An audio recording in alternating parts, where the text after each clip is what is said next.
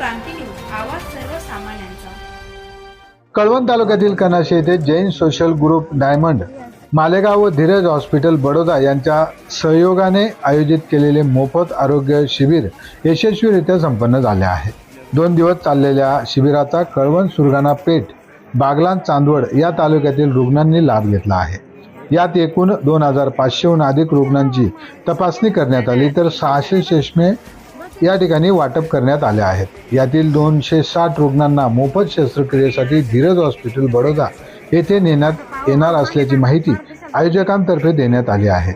यावेळी MB शुगरचे संचालक व मुख्य प्रायोजक Anil Kumar Lodha, Dineshji Lodha, Jain social group international फेडरेशनचे आगामी अध्यक्ष बिरेनभाई शहा, जैन सोशल ग्रुप महाराष्ट्राचे आगामी अध्यक्ष दिलीपभाई मेहता, सेक्रेटरी दिलीपजी तोरबोले, सामाजिक कार्यकर्ते प्रदीपाबा बच्छाव, आरोग्य शिबिराचे प्रकल्प अध्यक्ष Hemant Modi, Kailas Chhajed, Jain social group diamond मालेगावचे अध्यक्ष योगेश मोदी, सरचिटणीस संकेत जैन, खजिनदार समीर लोढा व सदस्य धीरज हॉस्पिटल बडोदाचे शिवराज सिंग, डॉक्टर्स व फार्मासिस्ट भोसला नर्सिंग स्कूल नाशिकचे महंतेश दशाल व विद्यार्थी धर्मजागरण सेवा Jain social group diamond Malegaon व धीरज हॉस्पिटल बडोदा या दोघांनी मिळून कनाशी येथे जे मोफत आरोग्य शिबिर,